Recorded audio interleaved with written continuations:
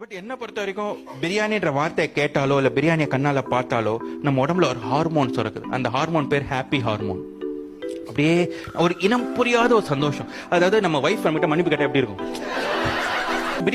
பிரியாணின்றது ஒரு குழந்தையோட மழலை பேச்சு மாதிரி அவ்வளோ இனிமையா இருக்கும். நான் சொல்றது சிக்கன் இல்லைன்னா மட்டன் பிரியாணி. இந்த வெஜ் பிரியாணி வந்து அந்த தூரத்து சொந்த அங்கிள் அவங்க அட்வைஸ் பண்ற மாதிரி பட்டு மொக்கையா இருக்கும். பட் என்ன பொறுத்த வரைக்கும் பிரியாணின்ற வார்த்தையை கேட்டாலோ இல்லை பிரியாணியை கண்ணால் பார்த்தாலோ நம்ம உடம்புல ஒரு ஹார்மோன்ஸ் இருக்குது. அந்த ஹார்மோன் பேர் ஹாப்பி ஹார்மோன். அப்படியே ஒரு இனம் புரியாத ஒரு சந்தோஷம். அதாவது நம்ம வைஃப் நம்மகிட்ட மன்னிப்பு கேட்டால் எப்படி இருக்கும்? பிரியாணின்றது ஒரு குழந்தையோட மழலை பேச்சு மாதிரி அவ்வளோ இனிமையா இருக்கும். நான் சொல்றது சிக்கன் இல்லைன்னா மட்டன் பிரியாணி. இந்த வெஜ் பிரியாணி வந்து அந்த தூரத்து சொந்த அங்கிள் அவங்க அட்வைஸ் பண்ற மாதிரி பட்டு மொக்கையா இருக்கும்.